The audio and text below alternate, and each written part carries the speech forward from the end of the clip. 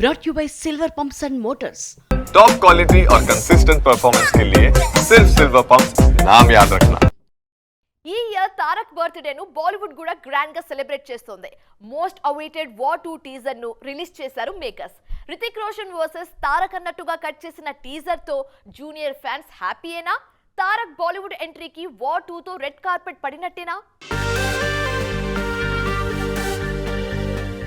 RRR Devara లాంటి blockbusters తర్వాత young tiger NTR హీరోగా తెరకెక్కుతున్న సినిమా వార్ 2. మంగళవారం తారక్ బర్త్డే సందర్భంగా ఫస్ట్ టీజర్ ని రిలీజ్ చేసింది యూనిట్. ఈ టీజర్ తో సినిమా కథ, హీరోల క్యారెక్టర్స్ విషయంలోనూ ఫుల్ క్లారిటీ ఇచ్చేసింది.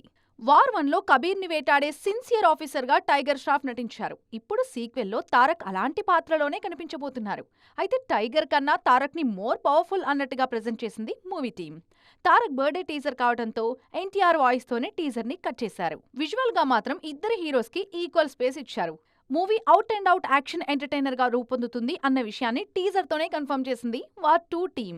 మరీ ముఖ్యంగా NTR versus Hrithik action episode సినిమాకి హైలైట్ గా ఉంటాయన్న బస్ టీజర్ తోనే క్రియేట్ అయింది. ప్రెజెంట్ పోస్ట్ ప్రొడక్షన్ స్టేజ్ లో ఉన్న ఈ సినిమా ఇండిపెండెన్స్ డే కానుకగా ఆగస్టు 14న ప్రేక్షకుల ముందుకు రానుంది.